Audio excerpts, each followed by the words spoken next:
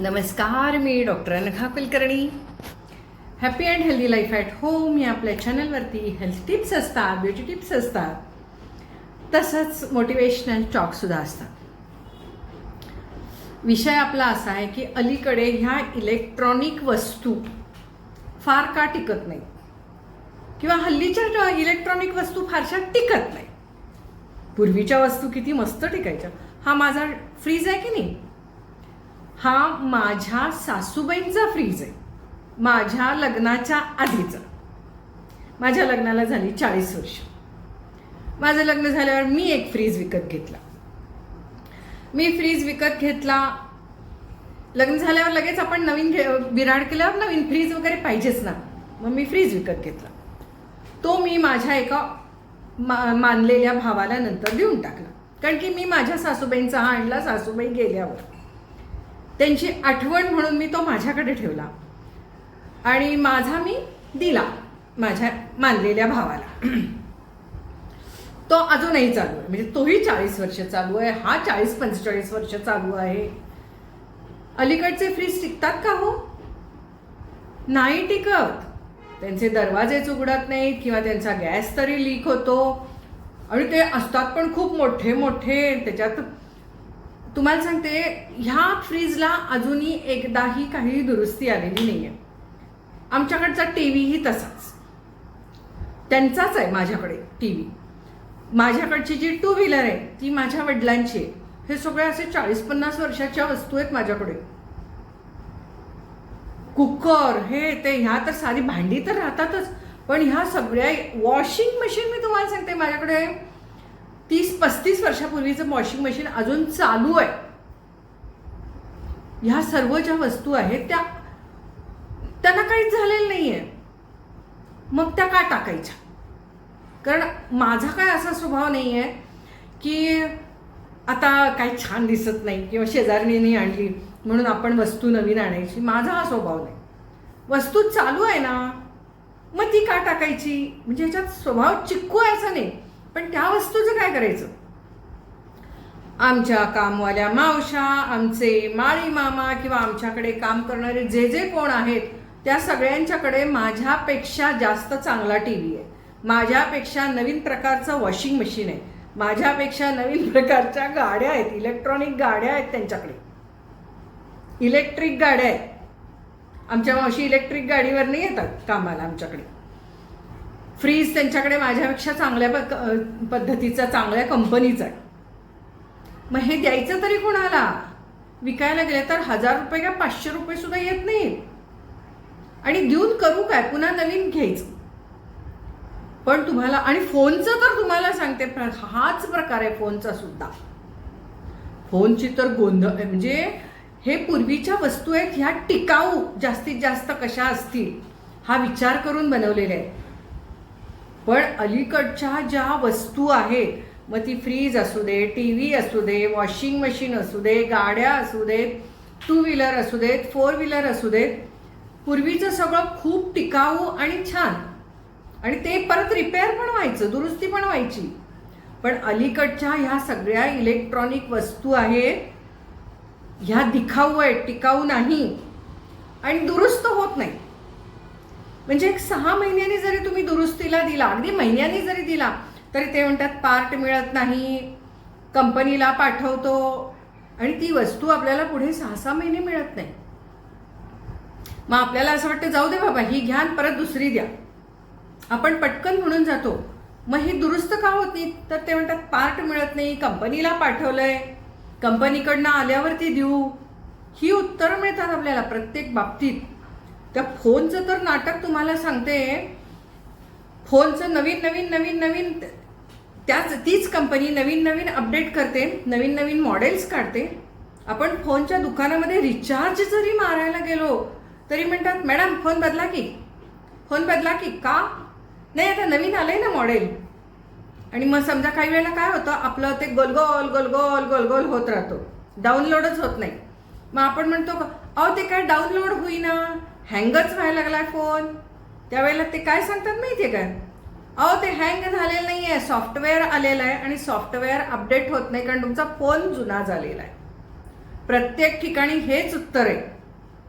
आपल्याला खरं तर त्या फोनची काहीही फारशी गरज नसते. एक फोटो काढणे आणि व्हिडिओ बघणे, सोशल मीडिया बघणे आणि फोन करणे घेणे, व्हॉट्सअप एवढंच आपल्या नॉर्मल सगळेजण 98% सगळेजण एवढंच वापरतात. 2% ना काहीतरी इतर सगळं हे सगळी तरुण मंडळी त्यांना लागत असेल तो फोन. पण 98% लोकांना हे एवढंच लागतं. पण ते गोल गोल गोल गोल व्हायला लागलं, डाउनलोड झाला नाही काय बघतोय आपण ते, की मग लगेच ते आपल्याला सांगतात फोन जुना झाला. अहो 6 महिन्यापूर्वीच घेतलाय आपण म्हणतो, अजून त्याच्या आधीचे EMI फिटलेले नाही आहेत. नाही नाही घ्या परत दुसऱ्या EMI वर घ्या. अहो पण आधीचे EMI नाही, हा घेतो ना आम्ही 40,000चा फोन 2,000ला घेतो ना आम्ही विकत, आणि पुढचा 2,000 प्रमाणे EMI भरून घ्या, परत नवीन फोन घ्या. अहो तुम्हाला सांगते, पूर्वी कसं होतं माहितीये का, लॅपटॉपमध्ये वगैरे आपण ह्या सगळ्या ज्या गोष्टी होत्या, आपले जे काही आपल्याला मेमरीमध्ये ठेवायचं होतं ते हार्ड डिस्क होतं, पेनड्राईव्ह होतो, त्या वस्तू त्या एका फोनच्या दुसऱ्या फोनला चालत नाहीत, एका लॅपटॉपच्या दुसऱ्या लॅपटॉपला चालत नाहीत, आणि ते चार्जर पुन्हा कनेक्टर हे वेगळ्या वेगळ्या टाईपचे असतात प्रत्येकाचे, त्यामुळे एकमेकाला चालत नाही. तुमचा चार्जर हरवला किंवा तुमचा चार्जर खराब झाला तर फोनच नवीन घ्या म्हणतात. अहो तो तसला चार्जर आता मिळत नाही. म्हणजे USB हे ते पेनड्राईव्ह होते, ते पूर्वीचे पेनड्राईव्ह मी काय परवा एका माझ्या लॅपटॉपमध्ये घालून बघितले, पूर्वीच्या आठवणी हो, तर ते पेनड्राईव्ह चालायलाच तयार नाही. तर का, तर ते लॅपटॉपचं सॉफ्टवेअर आणि ते पेनड्राईव्हचं ते काय जुळे ना, काड्या दिसायला लागल्या, काय दिसेच ना त्याच्यावरती. मग मी जाऊन विचारलं, ते म्हणले नाही हे पेनड्राईव्ह ना आजकाल चालत नाही. बघा हे काय चाललंय, प्रत्येक इलेक्ट्रॉनिक वस्तू. फोनची तर फारच वाट लागलेली. वॉशिंग मशीन ही आपल्याला लागणारी गोष्ट आहे. आता माझ्या घरात एवढ्याच गोष्टी लागतात म्हणून मी एवढ्याच गोष्टींविषयी बोलले, पण प्रत्येकाच्या घरामध्ये ते इतक्या प्रकार आहेत. कोणाकडे फरशी धुण्याचं मशीन आहे, ते केर काढण्याचा रोबोट आहे. रोबोट आल्यावर तर सगळ्यांची वाटच लागणार आहे, जसं मोबाईलनी वाट लागलेली आहे. प्रत्येक 6 महिन्याने त्यांचं असं म्हणणं आहे की तुम्ही नवीन फोन घ्या. अरे गरज लागते म्हणून आपण त्या वस्तू वापरतो काय, गंमत म्हणून वापरतो? म्हणजे तुम्ही जे काय पैसे मिळवता, काय असतील तुमचे पैसे, आपण काहीतरी ठेवतो ना म्हातारपणाची सोय किंवा येऊ तेऊ, काही उपयोग नाही. हे सगळे पैसे आता असेच घालायची अशी अवस्था आलेली आहे सगळ्याची, सगळ्या इलेक्ट्रॉनिक वस्तू. आणि तुम्हाला मी सांगते, समजा आता मी हा फ्रीज काढून टाकला, छान चालतोय, सगळं छान आहे, काढून टाकला. ज्या व्यक्तीला देणार ती 1 महिना 2 महिने वापरते, ती म्हणते नाही आमच्या मुलीला आमच्या सुनेला हे असलं काही आवडत नाही म्हणून ती नवीन आणते. हा कुणाला देणार, पण कबाडीवाल्याला, म्हणजे भंगारमध्ये टाकणार. भंगारमध्ये असे अनेक इलेक्ट्रॉनिक वस्तू असतात. त्या मोबाईल, लॅपटॉप, ह्यांचे प्रिंटर येऊ इतके हल्ली असतात, तुम्हाला सांगते त्या कबाडीवाल्यांकडे. 2 रुपये 5 रुपये 10 रुपये आपण ते टाकून देतो. काय करायचंय काय त्याच्याकडे, तुम्हाला सांगते त्या कबाडीवाल्याकडे ह्या मोबाईलचा तर एवढा प्रचंड तिथं असं ट्रकने भरलेलं असतं त्याच्याकडे. आणि त्यातलं ते, कारण की आजकालचे काही हे आहेत ना मोबाईल, त्यातल्या बॅटरी काढता येत नाहीत, ते सगळं सील्ड असतं. त्यामुळे समजा तुमचा चार्ज होत नाही, काहीही मोबाईलला प्रॉब्लेम आला तर ते म्हणतात कंपनीकडे द्यायला पाहिजे, आम्हाला उघडायची परवानगी नाही. म्हणजे थोडक्यात तुम्हाला तुमच्या मोबाईलला टिकाऊ नाही तर तो तात्पुरता कसा चालेल अशाच तकलादूच वस्तू बनवलेल्या आहेत. तकलादू वस्तू आहेत, रिपेअर होत नाही, रिपेअर होऊच नाही अशी सोय आहे त्याच्यात. आणि काही दिवसांनी हे मोबाईल चालू नाहीयेत, ह्यांचं सॉफ्टवेअर चालू नाहीये अशा, किंवा त्यांचं ते आपण म्हणतो ना की हार्डवेअर चांगलं आहे पण सॉफ्टवेअर जी आहेत त्यातली खराब झालेली आहे, ती खराब केलेली असतात जाणून बुजून. एवढेच दिवस चालावं त्याच्यामध्ये, तो मोबाईल एवढेच दिवस चालावं. त्याच्यानंतर ते मोबाईलचा स्क्रीन तरी खराब व्हावा, चालू नये, बटणं जी असतात, जरी स्क्रीन टच असला तरी सुद्धा त्यातले ते सगळे प्रॉब्लेम्स होतात आणि ते चालूच नाहीये, टिकूच नाहीये, वापरता येऊ नये. नवीनची गरज निर्माण व्हावी अशा पद्धतीने जुन्या वस्तू बनवलेल्या आहेत ह्या इलेक्ट्रॉनिक सगळ्या कंपन्यांनी, मोठ्या मोठ्या कंपन्यांनी. बघा हा, आपल्याकडनं कशी लूट करतायत प्रत्येक गोष्टीत, प्रत्येक इलेक्ट्रॉनिक वस्तू, प्रत्येक गोष्टीत. साधा बल्ब जरी घेतला तुम्ही, पूर्वीचे बल्ब जे होते ना 20-20 वर्ष चालायचे. अजूनही आमच्या घरातले, माझ्या घरातला एक बल्ब आहे तो जवळजवळ 35 वर्ष चालूच आहे, त्याला काढलाच नाही आहे, तो चालूच आहे. आणि काढला नाही म्हणजे तो किती दिवस टिकतो बघूया. जोपर्यंत तुम्ही बल्बला हलवत नाही ना तोपर्यंत ते बल्ब टिकतात. ते पूर्वीचे होते ना, टंगस्टन वायर होती, ते ट्रान्सपरंटवाले 40 वॅट 80 वॅट, तो मी ठेवलाय, राहू दे म्हटलं, आठवण म्हणून. त्याला काही होत नाही. फक्त आपण काय म्हणतो की नाही बिल जास्त येते, पुन्हा त्याचा प्रकाश आपल्याला आता अलीकडे आवडत नाही. पण अलीकडचे जे बल्ब आहेत ते बल्ब फटाफट सगळे जातात, खराब होतात. त्यांनी 6 महिन्याची वॉरंटी दिलेली असते. 6 महिन्यात खराब झाला की तुम्हाला तो बल्ब बदलून मिळतो. तो 6 महिन्यांनी खराब होत नाही, तो 7 महिन्यांनी खराब होतो. आणि तेव्हा तो बल्ब बदलून मिळत नाही, आपल्याला नवीन घ्यावा लागतो. कारण की त्याच्यावर, त्या बल्बवरती त्यांनी तारीख लिहून दिलेली असते आपल्याला. आणि आपल्याला असं वाटतं नाही परवा तर घेतलाय आणि आपण त्याच्यावर तारीख लिहिलेली असते. ती तारीख बघितली की लक्षात येते, अरे मागच्या महिन्यातच त्याची वॉरंटी संपलेली आहे. म्हणजे आपल्याला तो जाऊन नवीनच घ्यावा लागतो.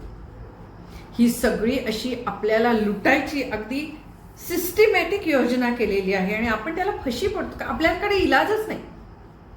आपल्याला असं वाटतं नाही आता ह्या गोष्टी माझ्याकडे नसतील तर माझं चालणारच नाही. आणि तुमचं ज्यांना अडेल, आपलं फ्रीजमुळं अडणार आहे, आपलं एसीमुळे अडणार आहे, आपलं आजकालचे पंखे झाले ते आमचे, हे जे पंखे आहेत की नाही, हे 40-45 वर्षाचे लग्नाच्या वेळचे पंखे आहेत आमचे, लग्न झाल्याचे हे सगळे पंखे. त्यातला परवा एक पंखा कुई कुई कुई आवाज करायला लागला, म्हणून तो म्हटला, मी म्हटलं काय आता बदलावं लागणार काय? नाही म्हटले, हे पूर्वीचा पंखा आहे ना, याचं आपल्या गावात एक माणूस आहे, तो करून देतो. एकच माणूस आहे आमच्या गावात, त्यानं ते कुई कुई कुई कुई आवाज काढून दिला. 450 रुपये घेतले. आता 450 रुपयात नवीन पंखा येत असेल ना, पण नवीन पंखा 6 महिने पण जात नाही. आमचे 40-40 वर्ष टिकतायत. ही अशी आत्ताची परिस्थिती आहे. आपण त्याला काहीच करू शकत नाही. आपण सगळ्या ह्या गोष्टी, आपल्याला इलेक्ट्रॉनिक वस्तू वापरायची सवय झालेली आहे आणि आपण हतबल आहोत ह्या सगळ्यामध्ये. आपल्याला लुटतायत हे कळतंय, पण आपण काही करू शकत नाही आहे इलेक्ट्रॉनिक. आणि एवढंच नाही, ह्या इलेक्ट्रॉनिक्स वस्तू घातक पण आहेत ना. जेव्हा नको असलेल्या वस्तू जेव्हा आपण कबाडीवाल्याला किंवा भंगारवाल्याला देतो, तेव्हा एकतर अशा अप्रगत देशांमध्ये, गरीब देशांमध्ये नेऊन त्या डंप केल्या जातात. आणि त्या ठिकाणी किंवा गरीब ठिकाणी म्हणूया आपण, गरीब देशात वगैरे, काही एशियातले, आफ्रिकेतले जे गरीब देश आहेत. परवा मी एक व्हिडिओ बघितला, समुद्रासारखं हे सगळं प्रचंड पसरलेलं आहे, एवढं आहे. आणि तिथं ती लोक ते जाळून त्यामध्ये जी काही महत्वाची महागडी मेटल असतात की ज्यातनं पैसा मिळवता येईल ते वितळवतात. म्हणजे आता समजा हा फोन आहे, इलेक्ट्रॉनिक लॅपटॉप वगैरे आहे, तर ते जाळून वितळवतात. मग त्याच्यामध्ये जे काही महागडी त्याच्यामध्ये हे वापरलेले असतात, ते हे करतात ना, ते टिपके मारतात, ते काय सोल्डरिंग ते करतात की नाही, लोखंडाचं वेल्डिंग, हे सोल्डरिंग. तर इलेक्ट्रॉनिक्स वस्तूंचं तर ते काहीतरी बहुतेक चांदी आणि सोन्याचे त्याच्यात असे टिपके मारतात वाटतं. ते काढण्यासाठी ह्या गरीब देशातले लोक ते जाळतात. म्हणजे हे सगळे पोल्युशन, एअर पोल्युशन, सगळे प्रचंड हे विषारू वायू हे सगळे ह्याच्यामध्ये वातावरणात पसरतात. म्हणजे हवा पोल्यूट होते. पुन्हा हे सगळं गोळा करताना त्यांना स्वतःला स्किन डिसीज वगैरे होतात. या गरिबांना त्यांचा धंदा असतो की हे सगळं जाळायचं, ते शोधायचं, ते फोडायचं, ते तोडायचं. आपण बघतो ना, कबाडीवाले किंवा ह्या भंगारवाल्या बायका हे सकाळी सकाळी गोळा करत असतात की नाही. आपल्याला ते गोळा करताना असं वाटतं काय प्लास्टिक गोळा करतात, काय लोखंड गोळा करतात, काय रबर गोळा करतात. ह्यांना जेवढा धोका नसेल तेवढा हे जे इलेक्ट्रॉनिक वस्तू गोळा करतात किंवा भंगारमध्ये घेतात आणि ते जाळतात, त्यातनं ते जे काही जाळून त्यातनं मेटल मिळवतात ते विकतात, त्यासाठी जे काही करतात ते त्यांच्या शरीराला पण हानिकारक आहे, आसपासच्या पर्यावरणाला पण हानिकारक आहे. म्हणजे थोडक्यात हा इलेक्ट्रॉनिक कचरा जो आहे तो किती हानिकारक आहे याचा विचार जरी केला तरी असं वाटतं मग काय, काही नाही, काही नाही, हे असंच होत राहणार. कारण नवनवीन वस्तू घ्याव्या लागणार, त्या घ्याव्या लागतील अशी ती परिस्थिती निर्माण होते.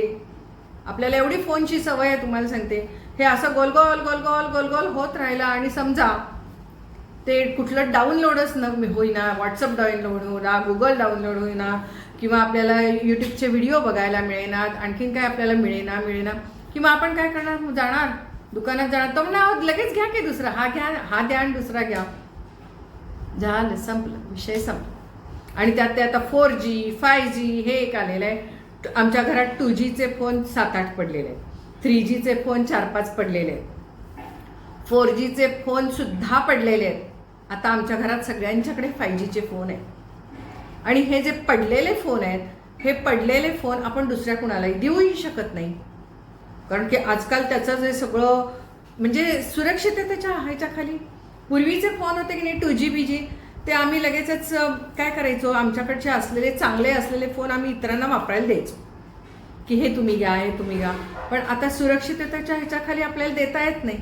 समजा कोणीतरी त्याच्यावरून काहीतरी गुन्हा बिन्हा केला तर काय करायचं, गुन्ह्यात एखाद्या वापरलं गेलं तर काय करायचं, म्हणजे झालं. आणि त्याच्यावरनं कोणी विकत घेतला हे आपलं तिथं नोंद असतं, त्यामुळे तेही शक्य नाही आहे हल्ली. आपण गाड्यासुद्धा हल्ली कुणाला विकू शकत नाही, आपल्या 2 व्हीलर. 2 व्हीलर गाडी विकली आपण तर ती गाडी आपल्या नावावर असेल तर दुसऱ्या व्यक्तीच्या नावावर झाली तर बरी, पण विशिष्ट वेळानंतर ती दुसऱ्या व्यक्तीच्या नावावर होत नाही. जुन्या गाड्या म्हणजे आपण जुन्या गाड्या विकू सुद्धा शकत नाही, कारण की त्याच्यावरती आपलं नाव असतं. आणि आजकाल सगळं ऑनलाईन, दंडबिंड हा ऑनलाईन होतो. तुम्ही जर का सिग्नल तोडला तर तुम्हाला काय तो पोलीस येऊन देत नाही सिग्नल तोडला म्हणून, ते आपोआप ऑटोमॅटिक आपल्या फोनवर येऊन पडतं, तुमचे कट, एवढे पैसे कट, एवढा दंड भरा. आणि समजा तेवढे पैसे नसतील तर तुम्हाला कोर्टाची नोटीस येते, तुम्हाला दंड एवढा झालेला आहे, कोर्टात येऊन भरा, केस पडते. म्हणजे किती किती सगळं अवघड झालेलं आहे. आणि समजा 2 व्हीलर समजा तुम्ही अशीच कुणाला तरी दिली आणि काहीतरी चुकीच्या वापरासाठी ती वापरली गेली तर अवैध व्यापार किंवा काहीतरी कुठेतरी बॉम्बस्फोट किंवा चुकीचं काहीतरी त्यातनं काही कोणी नेलं, दारू फिरू ड्रग फीक कोणी त्याच्यातनं वाहतूक केली, कोण सापडली, काय करणार हो. किंवा कोणीतरी त्याचा ॲक्सिडेंट केला, कोणीतरी लहान मुलांनी काहीतरी ती वापरली शिकण्यासाठी, कोणीतरी कुणाच्या तरी अंगावर घातली, ते कुणावर पडणार, जो मालक आहे त्याच्यावर, कारण की त्या मालकाच्या नावची ती गाडी आहे ना. जुनी गाडी असल्यामुळे दुसऱ्याच्या नावावर होत पण नाही. म्हणजे बघा या सगळ्या वस्तूंचं कसं चाललेलं आहे. आपण त्याला भंगार केलं तरी अवघड, नाही केलं तरी अवघड. जोपर्यंत चालतंय तोपर्यंत चालवलं पाहिजे. पण आजकाल काय झाले, तरुणांच्या काय आपल्यात सुद्धा सगळं नवनवीन आणि अप टू डेट पाहिजे सगळं. ह्या एका हव्यासापोटी आपण नुसते आपले जे पैसे आहेत ना ते असे खर्च करतोय, बचत करण्यापेक्षा नुसती खर्च करतोय आपण. पूर्वीसारखं आपण म्हातारपणासाठी टिकवून ठेवलेत वगैरे असं होतच नाही आहे. आपले खर्चच खूप जास्त आहे. आणि ह्या सगळ्या वस्तू सातत्याने अशा भंगार होत चाललेल्या आहेत. 6 महिने पूर्वी घेतलेला समजा TV चालला नाही, भंगारच होतो तो. आणि त्याचं असं आपण वैयक्तिक ह्याच्यामध्ये नुकसान होतं, सामाजिक नुकसान आहे, कौटुंबिक नुकसान आहे, आर्थिक तर आहे सगळं. पण ग्लोबल म्हणजे जागतिक लेवलवरती सुद्धा आपण पृथ्वीचं सुद्धा नुकसान करतोय, याच्यामध्ये पर्यावरणाचं नुकसान करतोय, जमिनीचं नुकसान करतोय, हवेचं नुकसान करतोय, वायूचं नुकसान करतोय, आपल्या आरोग्याचं नुकसान करतोय, आपल्या वनसंपत्तीचं नुकसान करतोय. किती आपलं नुकसान चाललंय बघा. आणि हे सगळं मोठ्या कंपन्यांचा त्यांचा बाजार आहे हा सगळा, आणि त्याला आपण बळी आहोत, काही इलाज नाही त्याला.